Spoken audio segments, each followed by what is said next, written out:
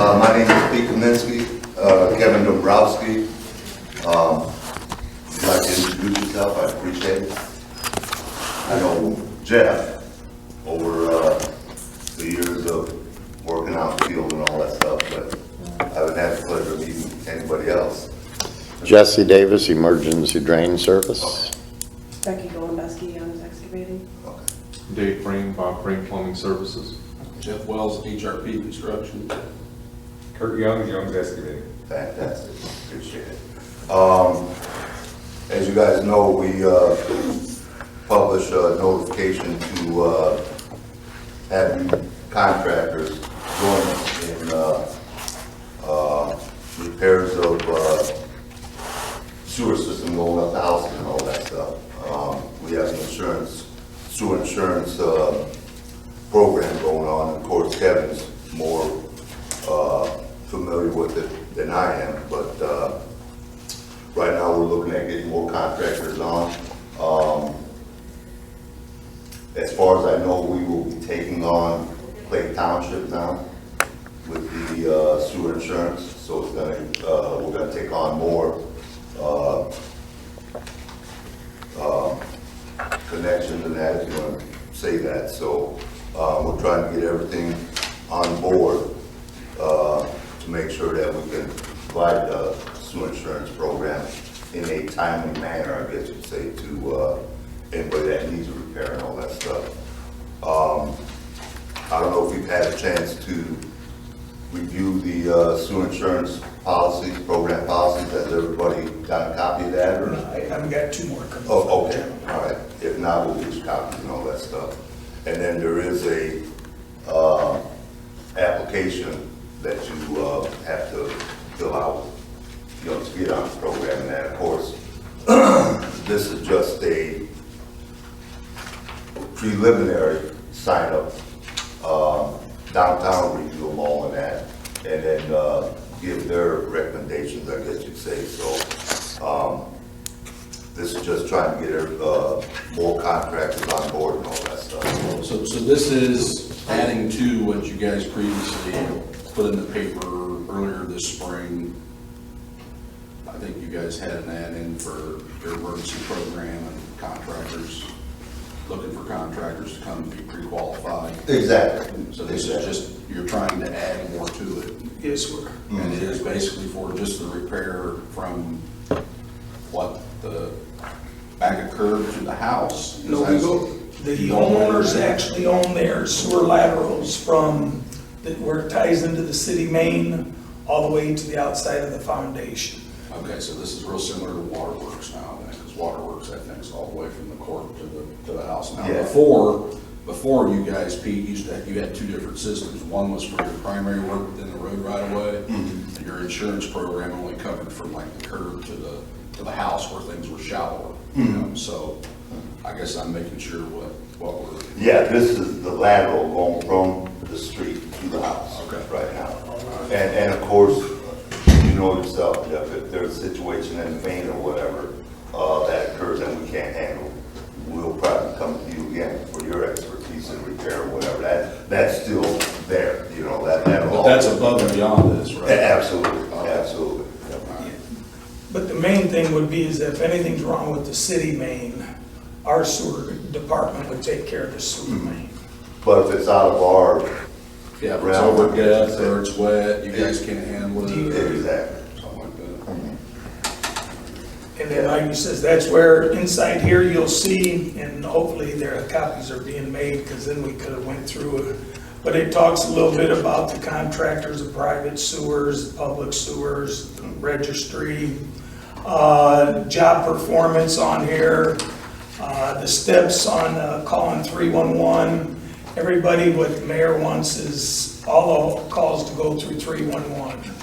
Once the calls come in, then they're dispatched to the proper departments. Like for sewers, if Dell would get a call for a homeowner backup, we go out and we check the city main on both sides of that property. We make sure that it's not a city problem.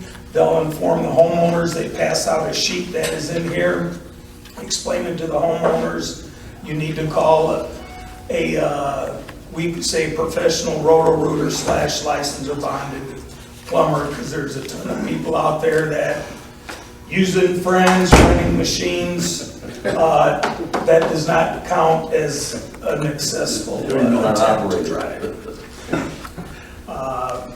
Once they have accomplished that, they would call us back. Let's say they called out Mr. Blue come out, he wasn't successful. I call up the homeowner, ask him a few questions to see who was out there, roughly what they used, because then I try to paint a picture for the homeowners, explaining to them about their laterals. Inside, normally you got the 4-inch cast iron. Once it gets outside, it turns into 6-inch clay pipe. From there, I go out, have them sign a right of entry form, allowing the city and our contractor to go on their property. And then from there, I will instruct them to go pay $100 minimum deposit at the waterworks. Once that is done, the waterworks will email me, then I will set it up with our roto-rooting contractors. We got separate categories on there. Who needs a copy?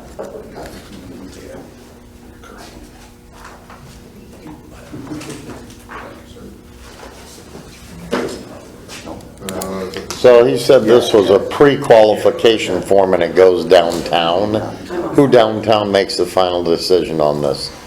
In all honesty, I cannot answer that question. It'll most likely be Karen, Eric making a final determination on that. Who? Jesse, Kara, Boyles, and Eric, or about public works directors. Okay. But you do take it upon yourself that hire Dave Frame or somebody qualified that you know to go out and then try to root it again prior to digging it up. Getting And try to back where we can left it off. or do whatever. We go through the same steps. Okay. Last year, 94 times contractors said that their lines were collapsed, they brought roots back, dirt, their blades were shiny. We went out there and it was opened up in a matter of hours. As long as we're making progress, we will continue to keep roto-rooting. It makes sense. You're not digging and tearing up stuff on the surface, that's for sure. Well, 9 times out of 10, it's normally not to the homeowner's fault, but is lack of knowledge of doing preventive maintenance. So from there, that's where we go in and taking the time. We start out with a retriever, which some call a picker.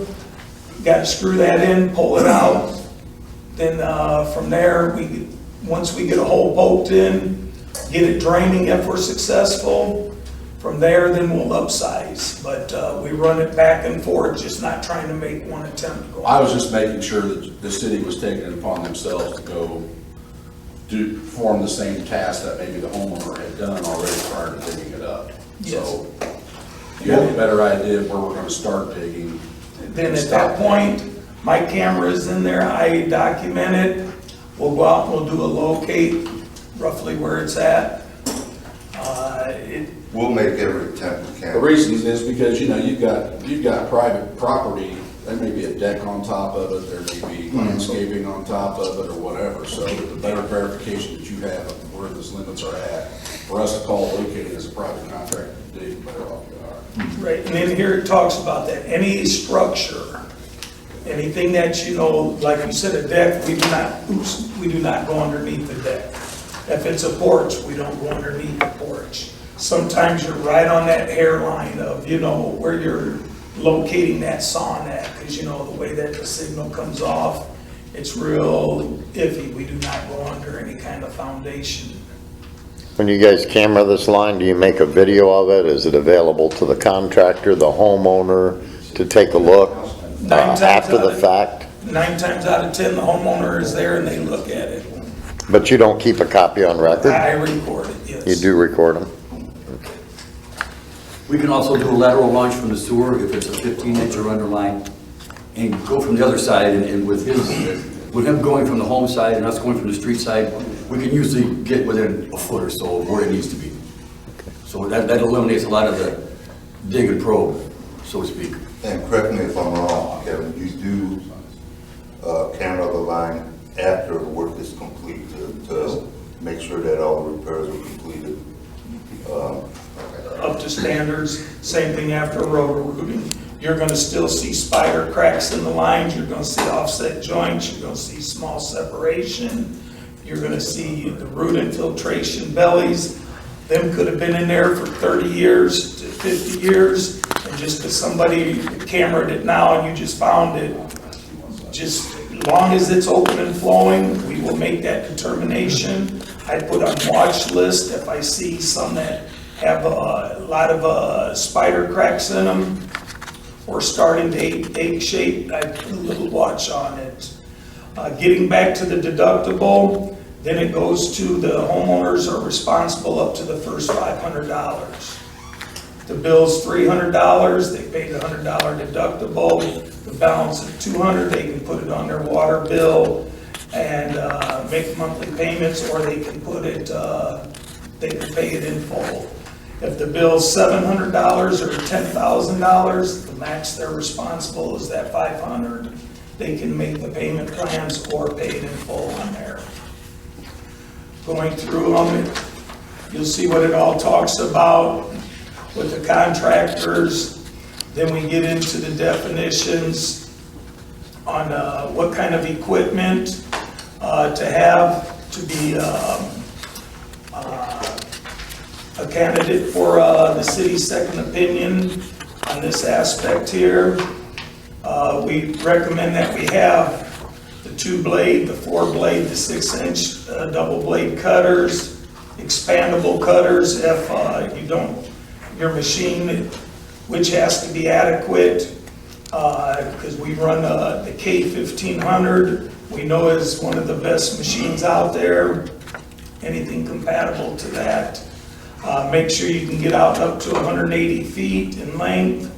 The retrievers, we use them as 2 different ways, is screwing into the roots, pulling them out, sort of trying to rip a hole through them.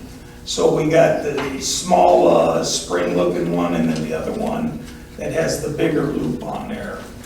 We bring blowbacks out to the job. Sometimes we're dealing with sludge, and the sludge that will, as you agitate it, sometimes we need a blowback instead of trying to jet that. We put the blowbacks in there. Getting back to the trench boxes, getting on digs, we do OSHA, we follow all of theirs. We recommend that you have a few different sizes, because sometimes up by the houses, you need something a lot smaller. Once we dig down in order to put the trench box in there, because sometimes we're next to porches. Recommend having sheeting to bring along, so in case you end up running into sugar sand, we're set up that we have it right on site, that we can deal with anything that we're faced with on there. Other little things to have always on site is water shutoff keys handy, crimping tools to crimp a line in case we accidentally hit a water line, because how they say they run them, they ain't always the way that they're run them. We find them running all over the place. Getting back on there, when the contractor comes out, we want to make sure we set up caution tape, set up a safety work barrier. We will provide the cones and the signage if we're restricting a lane or shutting the street down. Make sure once you get everything in sight that we have the cones up proper. If you happen to see somebody move one, make sure that you set it up there so safety comes first on there. We set up the caution tape. Only people on your job site is the people that are employed by you. No homeowners to come look at it. There's a chance they could come out, look, and if the ground gives away and they fall in, so nobody's allowed on the work site on there. From there, if we get a job and it's taking us longer, we try it in that same day. We work until we can at least get them hooked up and have service in that same day. We don't stop after 8 hours. We don't pay overtime. From there, we try to get it to where they can at least use their facilities. And then we try to backfill it to where we can make it as safe as possible. If not, whatever we end up coming up with, because every situation is different, have fencing available to where we can always fence it off, and we'll make sure that we set up a good safety perimeter around it. Let me interrupt 1 second. Just out of curiosity, everybody's aware of the categories that are available to qualify in as far as just your second opinions, your excavation and special. Just out of curiosity, who's applying for all of the above? Anybody? There's a possibility, yeah, once we get more into the rates and that, but. Okay. How about just the excavation side? That would probably be the only thing that would be. Same here. And then how about the pre-qualification category? You talking second opinions? Yeah. I'm gonna do second opinions and excavating both. Okay. And I was just, inquiring about that.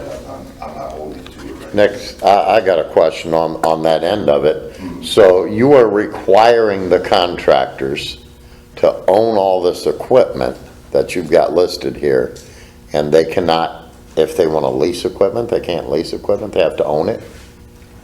To my knowledge, that, I don't think so long as it's on the job site. So if you had to go and lease it, and whatever our rates are, let's say you needed a trench box, we got the 3 different sizes, that's what we're gonna pay for that day for the trench box. Correct. Yeah. Okay. I don't think it'd be right to make them purchase all the equipment and all that. If you have the expertise to perform that operation, I don't think it matters where you get the equipment from, as long as it's. I just question that because it says equipment on hand, so, Well, Yeah. and like you're saying, on hand would be on site. If you're coming out to dig, you're gonna have that trench box with you. Absolutely. Okay. And we If it can, requires that too, and you don't own it, if it's available to you to bring it to perform the operation.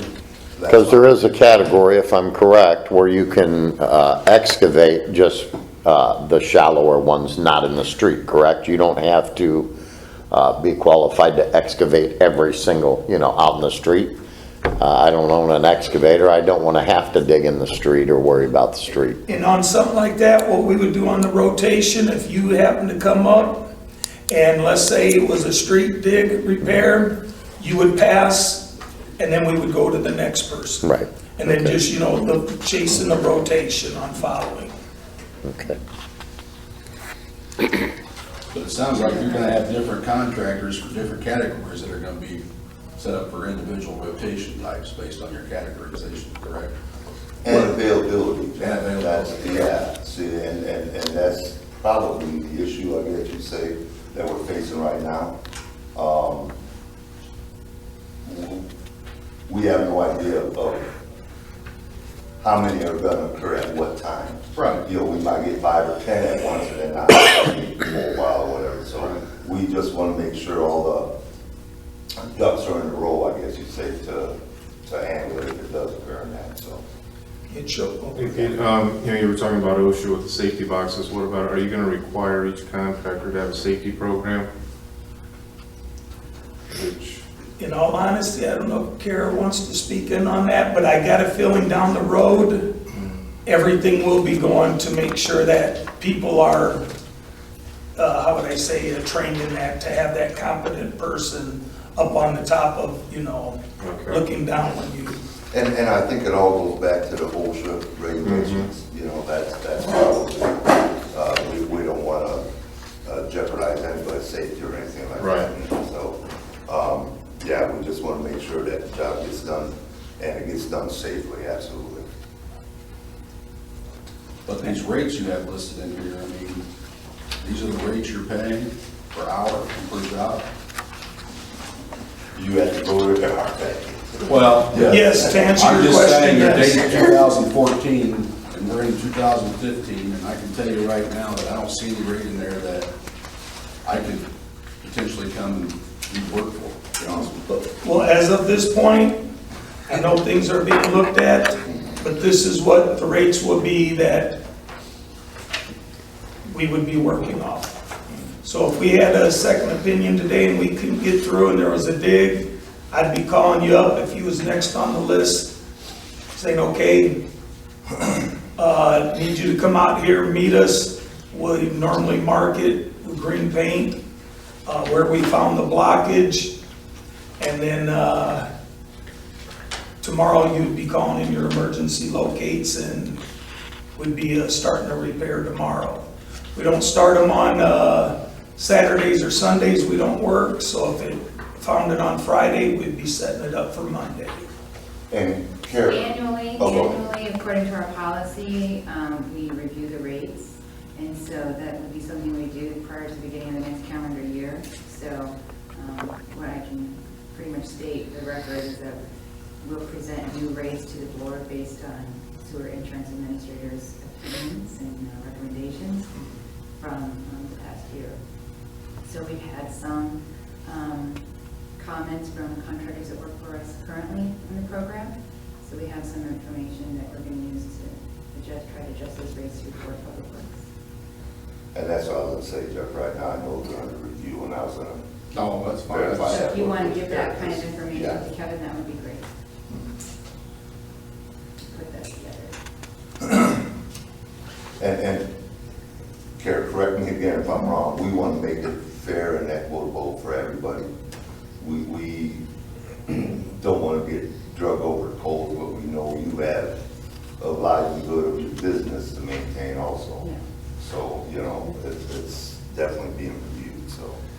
But when we, check these columns, excavation, are we agreeing to these prices then? As of right now, Right now, okay. Okay. then there's a thing in there, it talks about performance of the contractors, maintaining like a 75% on roto-rooting. If we see something that's unsafe or they're coming out with not the equipment and running around, just sitting there, people standing around, they can be taken off the program. It's all stated in here on the performance of the contractor. Then it talks a little bit about what the homeowners end up signing, the agreement on paying it, what you were talking about earlier, about anything on private property, retaining walls, landscaping, sprinkling systems, service sidewalk, all of that is the homeowner's responsibility at this point right now, to put it back the way it is. What we do is if we dig in the yard, we remove it, the blockage, we do spot repair. If we see bad pipe or we get the camera in, we'll continue to dig until we get to good pipe. There's some times where we dug up in the yard and then had to dig out in the street and do a second dig because we found something out, because we couldn't get to it at the beginning. From there, when we install double cleanouts, sweeping Ys, every one of you guys should know that Ts are not allowed unless it's only a foot deep. So we installed 2 sweeping Ys. I had contractors want to put them back so you got a dead spot in the center. We put them to where one will take you to the main, the other one so you get 100% of cleanage on there. We bring them up to grade level. Then the contractor brings in a minimum of 1 inch layer of black dirt, and we grade that out, the final grade. We clean up everything, any roots, rocks. We leave it sometimes better than what we find it is our goal. And then the homeowner is responsible for putting in grass seed or sod, however they would like that. Comes to trees due to a safety. Homeowners are responsible if that tree can cave in on a contractor or we're digging next to it, and if it's leaning and we know we're going to cut some of the roots, it is the homeowner's responsibility to have the tree cut down and the stump ground out before we could proceed due to safety. That's only happened twice since I've been doing this. In the tree lawn, they got to get permission from the forester. And then they make the homeowners put back a shallow root growing tree in its place. After they sign the paperwork at the waterworks agreeing, we go out and then we do the right of entry.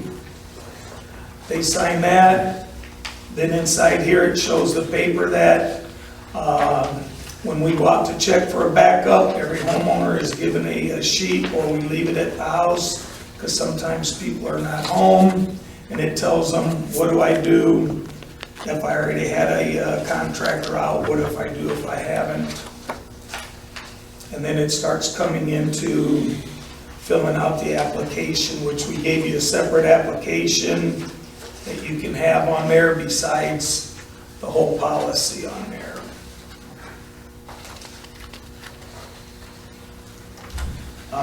Kara, the question was brought up to me, and since you're here, I don't want to put you on the spot, but the question was brought up to me on who will give the final okay on the qualifications and that, and my answer was you and Eric, after the applications are turned in, that you will be given the approval on the applications. Director of Public Works, or it's designated reserves the right to list a contractor not pre-qualified. It's either Director of Public Works designee, or it might more specifically be Board of Public Works. It might be a recommendation that we would bring. And I would have to guess that at this point, we would accumulate applications and we would make the recommendation to the board to approve them. And if you don't get approved, will you get a reason in writing for not being approved? Absolutely, yes. I mean, but we have the two different categories, one being fully and one being probationary, right? So, I can't imagine. On the job site equipment, do you have to barricade streets via state barricading, or is that on the contractor? Does the city come out now and barricade streets? I think We- Take care of signage? We will bring everything out, that's what I was stating. We'll set that up, and then if somebody happens to move a cone, you as the contractor out there, be observant, because it's your job site. But we will set up all the cones, street closures, sidewalk closed. How about street cuts? You used to have to call concrete cutting, you guys are doing that now? The contractor will lay it out, we'll lay the part out where we think the blockage is. We do not do 20-foot cuts to put in a trench box that's only 5 foot tall. We go basically about a foot on each side of the trench box to minimize the street cuts, but we call in our locates, we will saw cut the street, and then the contractor will pluck them out and then haul it off. And jetters, you guys come out with your jetter? Do we have to call, say, Mr. Frame's company for a jetter? 9 times- Provide our own? 9 times out of 10 with a jetter, we get the line open, it's roots, and we're flushing with water. If it's in the tree lawn, to where I can get it from the city vac, we will use the city vac on there. If I gotta go up 60 feet into a private property, that is where we will make the decision on an emergency base to bring in a private contractor. The city would not go on that. Hey Kevin, how many digs do you average a year, would you say, in this program? We are averaging for the last 5 years between 40 and 46. And on the average, about anywhere from 90 to 100 getting second opinions open. And I just want to clarify on people on the crew, it says 2, but then you have the third guy as an operator, correct? So there'd be 3 guys actually on the job? On your, the piece of equipment, that includes that operator. Okay.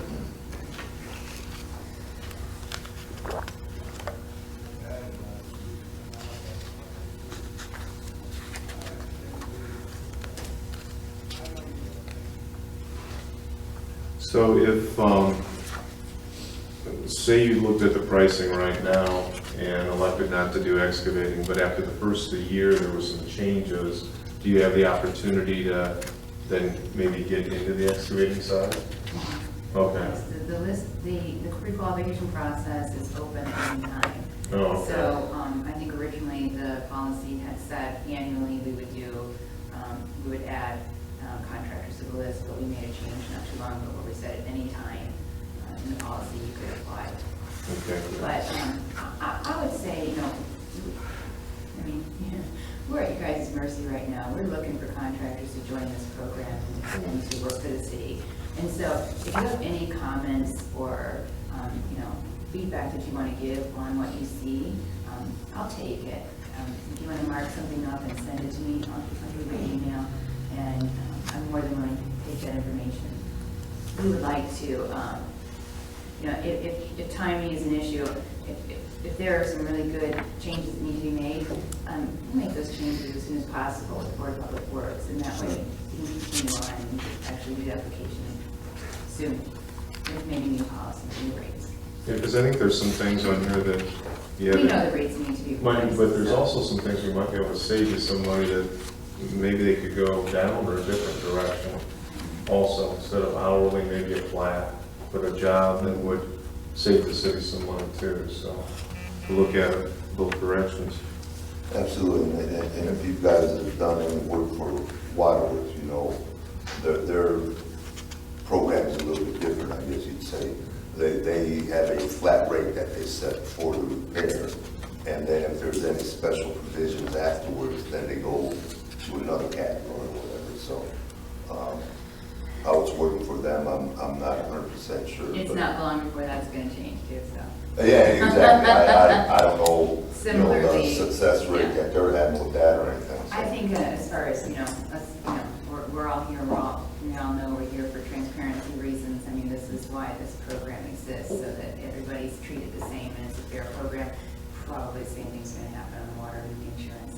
Well, I can bring you some files, because I used to do a fair amount of these, and it was open and transparent the way I billed, because they never gave me the easy ones, and deep, wet, whatever, and, you know, your equipment rates, did I have to bring $100,000 excavator, or $200,000 excavator, or $350,000, and the trench boxes and the sheeting, the watering pumps, all that, so T&M was T&M, and my markup was, you know, and but apparently I was told it was too expensive, but prevailing, so now that went away, but Kind of. kind of. Do you, does a contractor pull a plumbing permit or the excavating, or since we're working for the city, that's handled by you, or? Long as we are in the tree lawn or the street, you will pull a permit, the contractor. will. Been excavating, Yeah, it's, I think $25 on but we don't pull plumbing, it. No, just a. because you're doing the inspection, not the plumbing yeah. inspection. All right.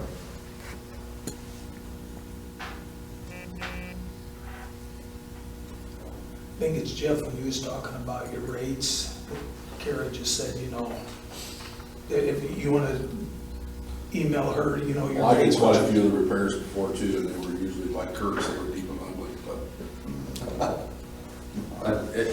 Previously, the program had the guys that started with the homeowner and everything, and when it got to the street, it was us, HRP, Underground Services, somebody that could handle. what You had- got all the ones I didn't want to dig is what it boiled well, down they didn't to. have the big equipment, they didn't show or any of that stuff, so, or the watering, bypass pumping. And I'm not saying that these rates may not be okay for things that are 4 to 6 foot deep, but when you start going 8 to 14 to 17 foot deep, you're just not gonna do it with equipment that costs $140 an hour to operate. Very few of them are that 14 foot. The average is probably that 10 to 12 foot. Once in a while, you get that on Bergen Street, and then they got that long cylinder coming up because that's probably 25 feet deep.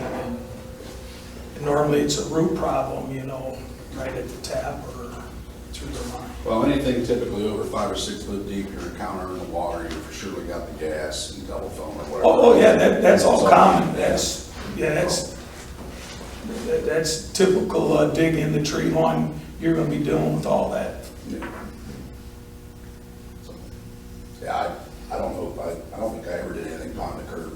It was everything in the curb with me, so. You know. And like Kara said, you know, feedback, we definitely need it, you know. We've been doing this for a little while, but do we need to revise it? I'd say yes, we need to revisit this and look at it, and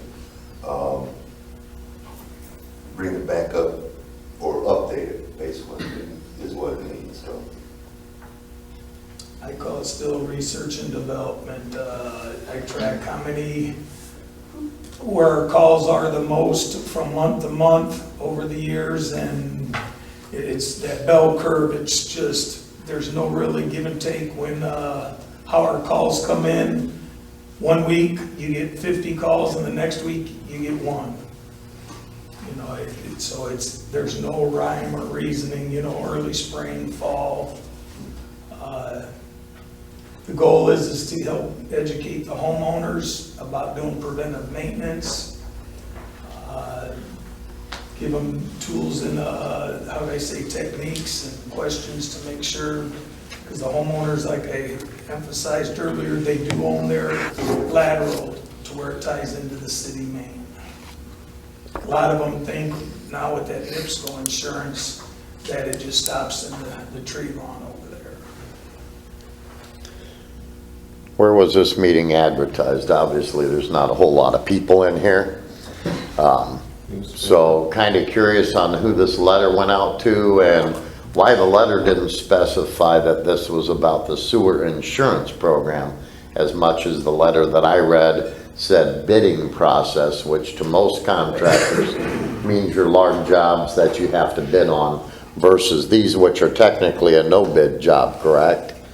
So I think you have a lack of participation in here today. And did Eric Horvath send this out to the contractors who used to be on this program? There was at least 13, and there's nowhere near 13 people in this room. So The way we did it was a media blast, and we had it sent out through all the channels. It was a press release sent out by Kara Kelly. okay. So that was the actual letter from Kara Kelly that I saw. That probably was. Probably wouldn't be a bad idea if you're really looking to garner people on this program, to maybe send a personal letter, which honestly Eric told me he would do several weeks ago at a mayor's night out. I spoke to him, and he told me he would send a letter to the contractors who used to be on this list. And obviously that didn't happen. I'll remind him. And like I said, this letter that Kara Kelly, she's with the mayor's office? Yes, communications director. This letter said nothing about sewer insurance program. I've got a copy of the letter. I'm sure you all read it. It made it sound like it was bid process work, which is the larger work out in the middle of the street replacing mains that you have to put a bid in on. And this is no bid process. So I think you would have had a much better turnout if you're honestly looking to get more contractors. One benefit, Jesse, I guess like Karen mentioned, was this is an ongoing process. You know, this doesn't disqualify anybody from Right. joining in the program now. So hopefully, word of mouth, more advertisement, like you said, getting out there, we'll have show more interest in it, absolutely. Well, I will forward the information to other contractors. I'm just saying it might be worthwhile because they may have questions as well. Oh, absolutely. Might be worthwhile to host another meeting at some point and advertise it as the sewer insurance program meeting instead of a meeting on bidding on sewer work. It's just kind of deceptive the way Kara Kelly wrote it here. Oh, absolutely. The more participation, I guess you'd say, on the contracts, the better off we are, no doubt. And I would say too, probably it's funny because the way I wrote it to her was not that I did say sewer insurance, and somehow I got dropped. With the feedback that we get, especially if some of that causes us to take policy back to board and make some changes, we would definitely host another meeting immediately after that, I think, so, no. I'm hoping you're gonna give me feedback, Yeah, and, I'm sure. and then we could go forward with some potential changes, and then we could do this again, and then that would be the new policy, and at that point too, we could do another reach out, and if I can get those 13 contractors or the list of former contractors. I have a list. If you need those names, I'll be happy to give them to you. Absolutely. We'll make sure that, yeah, I haven't heard about the letter, so we can do that. Now, it was published on the city website too, correct? Yeah. Turn it over. Yeah. Yeah, the newspapers where I saw it, Sunday's paper. I did see it. It was definitely out there, like I say. The letter was honestly quite deceiving the way it was worded. It specifically said bid process and did not mention sewer insurance whatsoever. So, I mean, that probably had a lot of the guys, like myself. I'm just a little company and I don't get involved in the bid process. So, I just decided to make sure I was coming here this morning to find out for sure. So,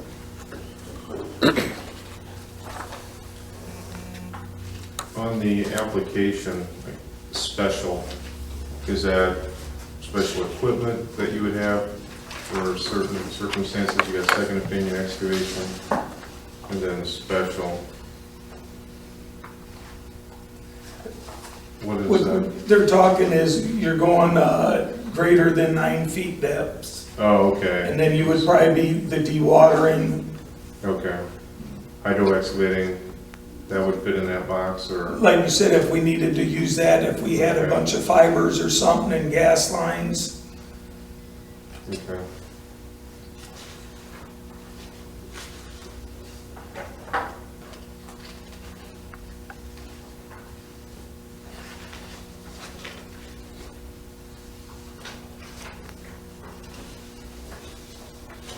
So far to date, we haven't had to get into any, what you call it, dewatering.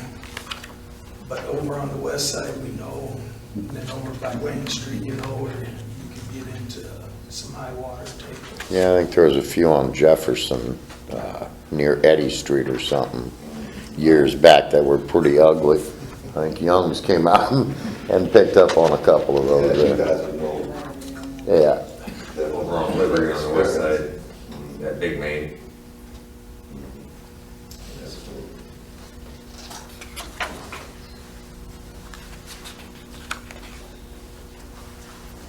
As I said, otherwise, you know, Kara said you guys could give, you know, input on suggestions and wages. Otherwise, we thank you for coming out. Well, we'd like feedback on everything, you know, if you guys read through this and, like you mentioned, you might have, if we need to adjust a rate on this higher or drop this one to compensate, we're open to all suggestions, there's no doubt. Another quick question. In the past, if a drain cleaner came out, couldn't get a line open, they called in a second opinion guy. Normally, the homeowner paid for the second opinion to the drain cleaner. If he couldn't get it open, the second opinion guy, they would then call the city and go through the process. Are you guys now doing what Mishawaka's doing? Are you collecting the deductible up front prior to sending the second opinion out?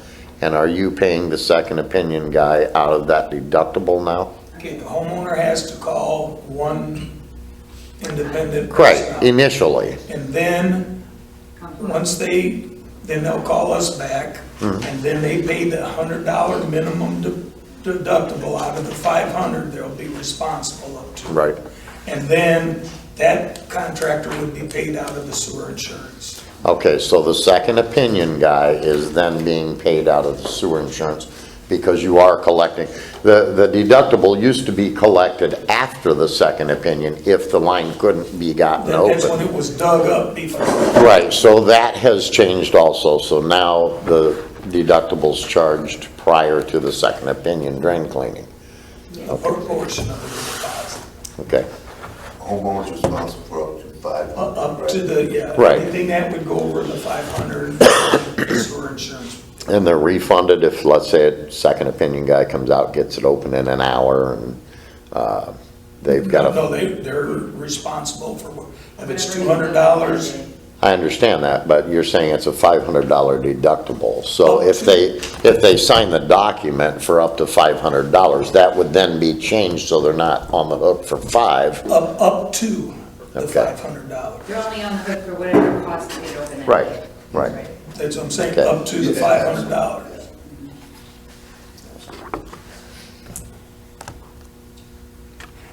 Any other questions? What's the deadline you'd like information back? Wow, end of next week? Is that the first? Yeah. Is that right? And we, October? That is, and who do we send that to? Kara. Yeah, I'll give you my, I'll write my email down. I mean, it's- Great. Or you can just take it, K Boyles, KBOYLES, at southbendin.gov. And it's Kara, K-A-R-A.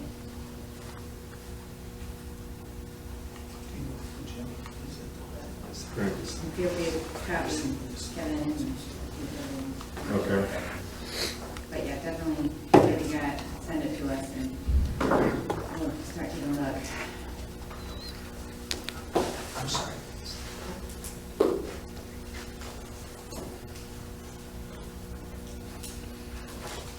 Everybody wants a cup of coffee to go, there's some coffee there, help yourself. and of course, the applications are turned into you, Karen?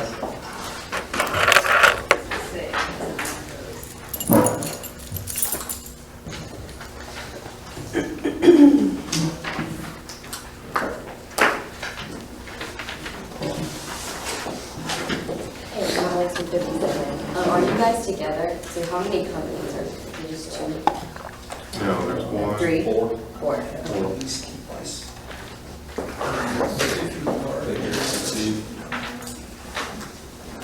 Behave yourself.